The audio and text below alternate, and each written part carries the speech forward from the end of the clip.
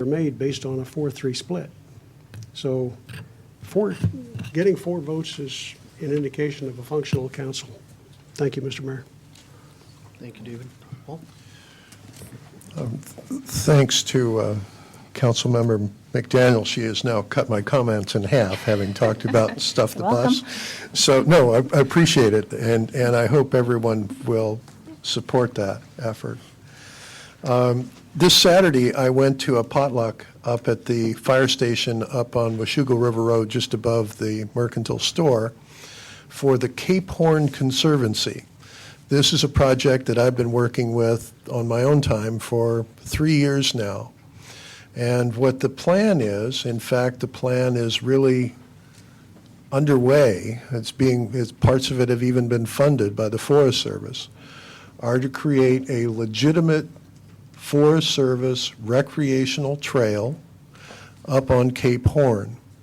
Part of it is above the highway and part of it is below the highway. 3 years ago, there was a fair amount of contention between various neighbors and interested parties in this trail. There were 35 people there at the potluck on Saturday, and they were all pretty much in accord, and they weren't 3 years ago. So there's tremendous progress up there. They are working with the Forest Service, with Washington Trails Association. They have projects that are planned and funded up there for over the course of the winter and spring. Also with Friends of the Gorge and the Columbia Land Trust, Skamania County, and especially Skamania County Commissioner Paul Pierce have been very, very helpful on this project. The idea is to create a trail that is really the jewel of the Washington side of the Columbia River Gorge. That has all kinds of implications, not only for recreation, but for economic development on this side of the river. And even people who will never walk the trail, it's important because it contributes into what's called quality of place or quality of life. I'm sure there are people in the room who have all-wheel drive or four-wheel drive vehicles that they will never, ever put into four-wheel drive. But it's kind of nice to know that it's there. And people are willing to spend money for that. And similarly, it's nice to know that that trail is there. And it ends up being an important part of projecting Washougal as someplace that a new business would want to live, work, and play. They've done a great job up there. And so it was very rewarding to be able to be up there. Thank you. Thank you, Paul. Rod?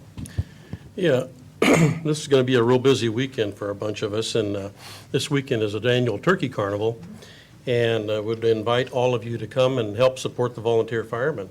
Mr. Mayor, you have plans for Friday. Would you expound on those concerning the brand-new fire truck coming back to town? Oh, yes. Sort of coming back to town. We have on Friday morning, we are expecting I guess it is the redelivery of our newest fire engine. This is, Rod, this is the first or the second one that's been bought without a bond? Second one.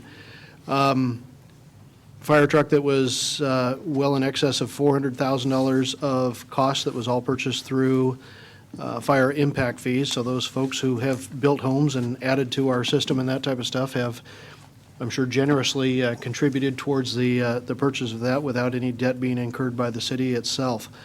It is up in the Tacoma area currently being outfitted with all of its electronics, light bars, the final paint schemes and that type of stuff, and will be delivered back to us Friday morning. Arrival is estimated to be just a few minutes after 11 o'clock at the Washougal Fire Station, and we will be doing a small escorted parade through town on 3rd Avenue and E Street, coming back in with the help of the East County Fire and Rescue Organization and the Camas Fire Department as well in their fire rigs. So for any of you that are out and about, there will be, just after 11 o'clock, there will be coffee, cake, and you can see that beautiful engine that has been purchased, and I understand we'll have it parked right outside the fire hall during the turkey bingo as well. One more comment, please. Yeah, the other thing about that engine is everybody's, and we're in hard economic times here in the city.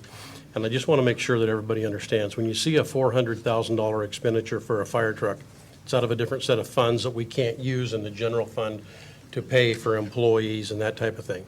That $400,000 fire engine was put out for bid, and this is a bid that's a very competitive bid. I was very fortunate to get to go back with the fire chief and drive it out from Ohio. It's a very nice engine, but there's, the luxury piece of this fire truck is it has automatic windows from the driver's side. And that's the big ticket of an expenditure that we put out for this thing. Otherwise, it's a fire truck. It's going to deliver the water. It's going to deliver our medical equipment to the scene. We did not go overboard. The first set fund that we bought, that's the name of the fire truck, was about $275,000. The next one was in between, I think, about $345,000, and this one's $400,000. So, that's just the nature of things. If we look at any of the big tractors or purchases or dump trucks in the public works, same thing. The costs of 15 or 20 years ago are much different than they are today. But please believe me that all of the dollars that we spent on this are dollars that one, we did not take out of the general fund, and two, the other thing that created, one of the reasons we bought this is that it's out of a fire impact fees, and if we don't spend those within 6 years, we give those dollars back to the developer. So we needed to spend those dollars now, and it was going to be due in a matter of about a couple of years that we had to replace another fire engine anyhow. So that's why we did it this time, the way we did it. Other items from council? Michael? Yes, Mayor. I wanted to acknowledge that there are a lot of people showing up for tonight's meeting, and I applaud you all for coming out tonight. Thank you for that, and hopefully we'll hear your comments with regards to the public hearing. Most public hearings are not very well attended. This is one that is, of course, going to impact all of us very much. And when you take a look at how governments run and how they run into sticky situations of funding programs that are getting more expensive, all levels of government beneath Congress can't print money. And that's one of the restrictions that we have increasing costs, and yet we can't print money. Unfortunately, the very fact that Congress does print money causes the price of the equipment to go up for everybody else. So that's one more reason why things are getting more expensive. A lot of the things that we're going to be discussing tonight about the utilities, from what I can understand, are simply, well, not simply, very complex issues, but a lot of what I can understand is those rate increases are being required largely due to mandates that are put upon us, and also with reduction, the desire to reduce the risk to the city.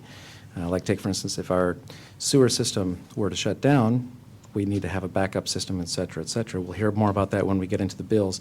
But I do appreciate you coming out tonight. Thank you for paying attention, and I look forward to hearing your comments with regards to the public hearing. Thank you. Well spoken, Councilman. I would just like to mention that I did attend, along with the mayor and several of other councilmen, the Port of Kaminista-Washougal's 75th anniversary recently, like